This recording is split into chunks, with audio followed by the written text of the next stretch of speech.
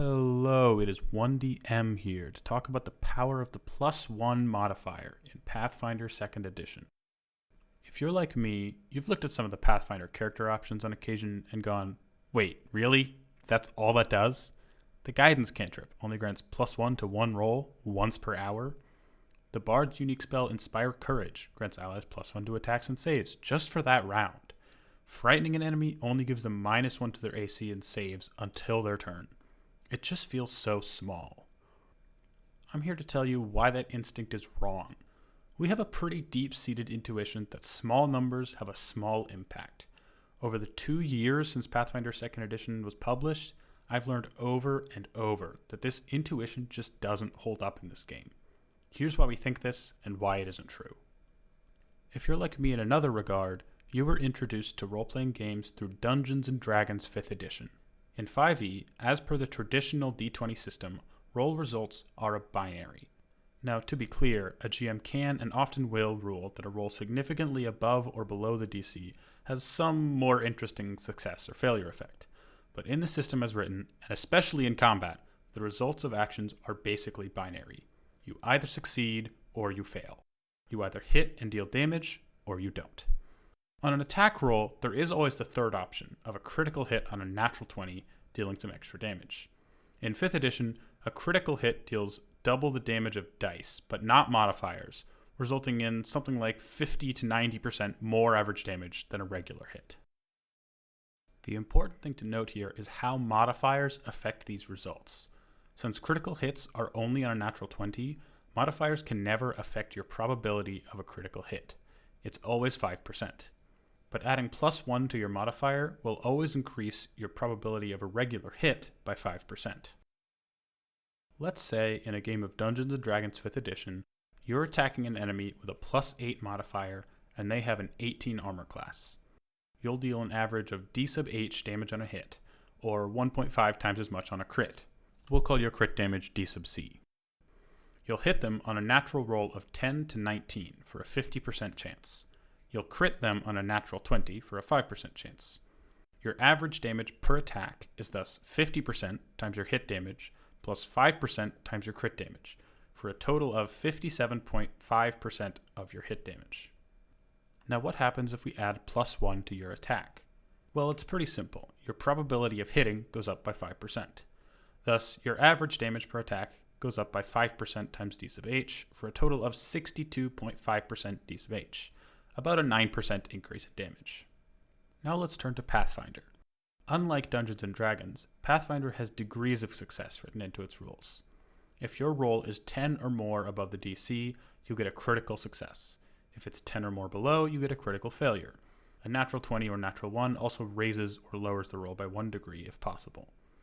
Critical failure has no real effect on an attack roll, so attack rolls functionally have 3 degrees, just like Dungeons & Dragons: miss, hit, and critical hit. Critical hits are also even bigger in Pathfinder, doubling all of your damage instead of just the dice.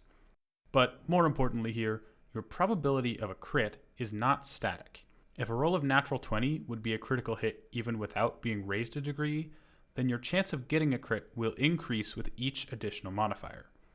In mathematical terms, if your to hit modifier is at least the enemy's AC -10, then your chance of a crit will go up with modifiers. So let's go back to this little chart and run the same example in Pathfinder this time. You have a +8 modifier to hit, and your target has 18 armor class.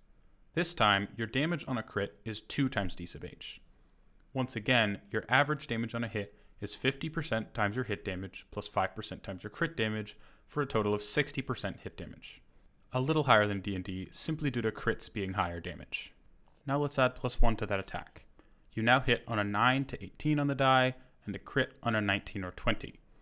Your chance of critting went up instead of your chance of hitting. In this system, your chance of hitting can never go above 50%. This is because you always hit on a range from the enemy's AC to their AC plus 9. Anything above that goes into crit chance instead of hit chance. So your new average damage per attack is 50% times your hit damage plus 10% times your crit damage for a total of 70% hit damage. This is almost a 17% increase. We can see that the +1 modifier in Pathfinder in exactly the same original scenario as in D&D, is nearly twice as big of an increase in your damage. This brings me to my central point. In Dungeons & Dragons, when you roll an attack, there is only one result on the die, for which a +1 modifier would change the outcome of the roll. In Pathfinder, there are two. Look at the previous result again. In the D&D version, your result will only get changed by a +1 modifier if you roll a 9 on the die, as a +1 will change your final to hit roll from a 17 to an 18, bringing you up to a hit. In the Pathfinder version, your result will get changed by a +1 modifier in two ways. If you roll a 9 on the die, the change from +8 to +9 will grant you a hit instead of a miss, or if you roll a 19 on the die, the change from +8 to +9 will grant you a crit instead of a hit. This is the reason that modifiers in Pathfinder 2e are fundamentally stronger than the same modifiers in Dungeons & Dragons. In this regard, in fact, the same modifier is twice as good in Pathfinder since there are twice as many ways it can change the result of your roll. For an attack roll, the exact averages come out to a little less than twice as good in the example above, but exactly how much better it is will be modified by your original chance of hitting and how many attacks you take in your turn, as well as additional modifiers to critical damage, like the deadly or fatal traits. Now, you may have noticed a caveat I made earlier and sort of skipped over. I said that in order for your crit chance to go up with your modifier in Pathfinder, your to-hit modifier must be greater than your target's AC minus 10. You may have thought that this is an important caveat, and I did too. From my experience GMing Pathfinder 2e, player characters' attack modifiers are usually at least the enemy AC minus 10, the main exceptions being boss level enemies, but this doesn't hold true once they start taking multiple attack penalties.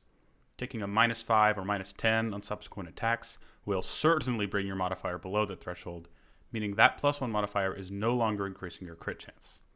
I set out to investigate this as well. At this point, I didn't want to keep doing all this tedious math by hand, so I wrote some simple Python code to run through a round of 1 to 3 attacks. I also made constants for the initial to hit modifier and armor class so that I can adjust them and experiment with things very quickly. And be warned, I'm going to briefly get into some nitty-gritty details here. Feel free to skip to my conclusions if you're not such a fan of looking at numbers. So, what are the results from this code? Well, if you make one attack and your attack modifier is low to begin with, +1 makes a smaller difference, more similar to what it would be in D&D. This makes sense as that +1 isn't increasing your crit chance. In the scenario being run, a second +1 is even less effective than the first percentage-wise, but then the effectiveness peaks right here, right when your to-hit modifier is exactly 10 less than the target's AC.